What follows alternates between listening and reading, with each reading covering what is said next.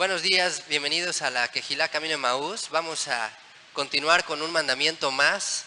El día de hoy tenemos el mandamiento 265. Así que acompáñenme con sus Biblias a Levítico 21, versículo 6. El libro Levítico, capítulo 21, versículo 6 dice así: Santos serán a su Dios y no profanarán el nombre de su Dios, porque las ofrendas encendidas del Eterno, para el Eterno y el pan de su Dios ofrecen, por tanto serán santos. Y bueno, de este versículo se llegó a la interpretación de la prohibición que rige para un Cohen impurificado de realizar el servicio en el día que se sumerge en la mikvé hasta después de la puesta del sol.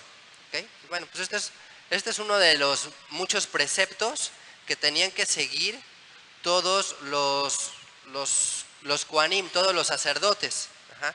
Ellos tenían un llamado muy particular. Sabemos que en el plan original los sacerdotes habrían de ser los primogénitos. Sin embargo, viene un cambio, digamos una reforma en este plan que tiene el Eterno, y él decide tomar a toda la tribu de Leví en lugar de los primogénitos después del evento del becerro de oro. Y bueno, pues esto nos hace pensar dos cosas. Primero, que el plan sacerdotal siempre estuvo enfocado en por familias, o sea, cada familia debía de tener un sacerdote en casa. Ajá. Y bueno, este mandamiento aparentemente no tiene tanta relación como pareciera con el versículo. Y bueno, no nos debe de asustar, es cierto, en muchos casos hay ciertos versículos que se deducen de algunos versículos y no necesariamente es literal lo que dice el versículo con la interpretación. Sin embargo, creo que sí es muy lógico lo que nos explica aquí el autor, lo que nos muestran aquí, y es justamente la idea de la santidad.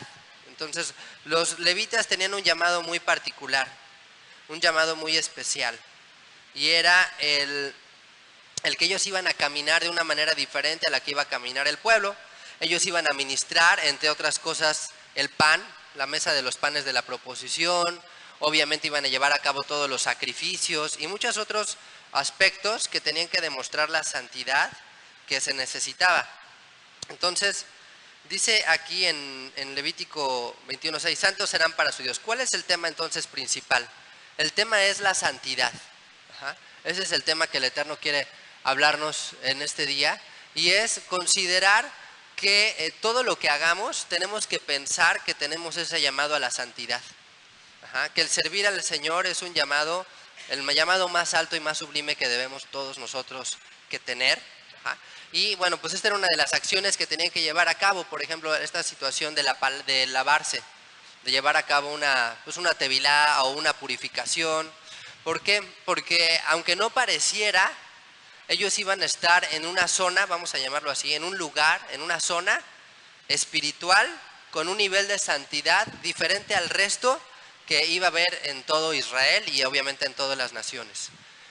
Cuando estudiamos el tema del tabernáculo, les decía que el lugar o el templo, el lugar más santo de toda la tierra, habría de ser la tierra de Israel. Y de toda la tierra de Israel, Jerusalén habría de ser el lugar más santo de todos. Y de ahí el monte de Sión, o el monte del templo, y de ahí el templo, y de ahí el lugar santo, y luego el lugar santísimo. O sea que iba como que en aumento cada uno de esos niveles de santidad. Entonces, introducirse a esa zona era como, yo me imagino un poco, como gente que trabaja con material radioactivo o en ciertas zonas que requiere ponerse un traje especial, ¿no? Que requiere ciertas características especiales antes de poder introducirte a un lugar, ¿no? Los médicos también, por ejemplo, cuando van a entrar al quirófano, pues obviamente tienen un atuendo particular, tienen que llevar a cabo ciertas situaciones de limpieza. Ajá. Tiene que haber una cuestión también de mucha higiene, de asepsia, de varias cosas. ¿Para qué? Para que todo salga lo mejor posible. Entonces el sacerdote tenía que ser consciente de esa situación, de lo que él iba, al lugar al que iba a entrar, lo que iba a hacer, lo que tenía que llevar a cabo, y entre ellos era el lavado que tenían que hacer de manera permanente. Y algo interesante, fíjense, una vez que se lavaba, aparentemente ya estaba purificado. Ajá, o sea, hacían la tevilá la inmersión y ya estás limpio. Pero aquí dice que no. De acuerdo a este mandamiento, y también la Escritura lo dice en varios momentos, dice, será inmundo hasta la noche. O sea, no iba a pasar esta inmundicia hasta después de la puesta del sol. Y a mí me hizo pensar bastante esto y dije, bueno, ¿por qué sería así? O sea, ¿por qué si ya hizo tevilá, si ya se purificó, si ya lo que se haya contaminado fuera de casa, fuera del templo, a lo mejor en su casa o en sus pensamientos, o porque tocó algo inmundo, porque también se podían contaminar por todo esto? Pero si ya hizo la tevilá correspondiente, ¿por qué? Porque ya, o sea, porque ya no podía entrar y bueno, pues sabes qué, ya me limpié y ya estoy limpio, ¿no? Como cuando a los niños les dicen, ¿sabes qué? Lávate las manos y ahora sí ya te puedes sentar a comer. O sea, ¿por qué si ya hizo lavado, ya hizo limpieza, por qué no podía participar? Entonces, podría estar ya limpio aparentemente, pero tenía que esperar un tiempo. Y les decía, yo me ponía a pensar, bueno, ¿por qué esperar? Y creo que esta es una lección, al menos a mí, Dios habló a mi corazón, de aprender que todo tiene un tiempo. Es decir, que a veces la santidad no nada más es una cuestión de un estado, o de un ritual, o de llevar a cabo algo. A veces es necesario dejar pasar cierto tiempo, a veces es necesario, como dicen, darle tiempo al tiempo, dejar que el tiempo obre, dejar que el tiempo haga su propia labor.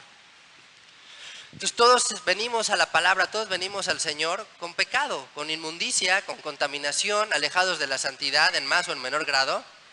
Y en el momento que nos arrepentimos y que buscamos al Señor de todo corazón, evidentemente hay una transformación, hay un cambio, somos una nueva criatura. Pero, eso no implica que muchas cosas de antes permanezcan o se queden. ¿Y por qué Dios permitirá eso?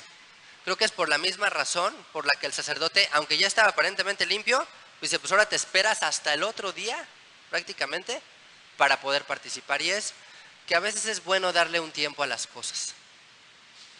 O sea, nosotros quisiéramos, Señor, pues ya me limpiaste, ya, o sea, como que una vida nueva, todo en automático, todo diferente, ya no quiero olvidar todo lo de atrás, sí. Pero el Señor te dice, sí, pero ¿sabes qué? Hay cosas que se van a llevar un tiempo. Y el agua, ¿de qué es símbolo también? ¿Ustedes saben qué representa el agua dentro de la Escritura? De la purificación, efectivamente, pero también es un símbolo de la palabra. Es un símbolo de la Escritura misma. ¿Qué quiere decir con esto? Que a veces es necesario, ok, hay un cambio de naturaleza, pero tienes que estar expuesto a la palabra, y a la palabra, y a la palabra, y a la palabra, para que realmente puedas llegar a caminar en santidad, para que puedas mantener esa pureza, para que puedas seguir caminando. Y eso es una cuestión de tiempo también. Entonces todos tenemos que aprender a eso, todos tenemos que caminar en eso, todos tenemos que darnos un tiempo para llegar a ese, vamos a llamarlo a ese nivel al que estaban estos levitas, al que estaban los sacerdotes. Así que yo creo que esta es una invitación que nos hace el Padre a todos, a que como nación santa, como pueblo escogido de Dios, como real sacerdocio, hagamos las labores que tenemos que hacer cuando nos contaminamos con el mundo. Y Yeshua se los enseñó a sus discípulos, ¿se acuerdan? En Pesaj, cuando dice, ya vosotros estáis limpios por la palabra que les he hablado. Y obviamente está hablando de un momento, de una situación simbólica. Y lleva a cabo de manera literal, ¿se acuerdan? El lavado de los pies de sus discípulos. Pero era algo que ellos tenían que hacer continuamente, porque incluso les dice, yo les he lavado los pies y bla, bla, bla. Dice, ustedes también tienen que hacerlo, uno como símbolo obviamente de humildad, de sencillez, de servicio, pero ¿por qué no también como una manera de decir, vamos a limpiarnos con la palabra? Entonces los sacerdotes lo hacían continuamente, tenían que estarse purificando una y otra vez, no decían, ay, somos los levitas, ¿saben qué? Nosotros ya estamos en otro nivel de santidad, no. Estamos en otro nivel de santidad porque llevamos a cabo ciertas cosas para purificarnos. Entonces todos nosotros por eso tenemos que venir a la palabra todos los días, porque es esa agua, es el agua que corre, el agua limpia, el agua viva, que es capaz de purificarnos.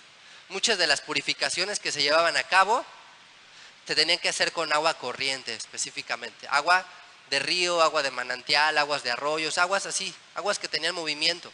Y esa es la palabra de Dios, que es infinita, que tiene vida, que se mueve, por decirlo así. Y por otro lado, ya que estás en la palabra, quédate ahí y date un tiempo.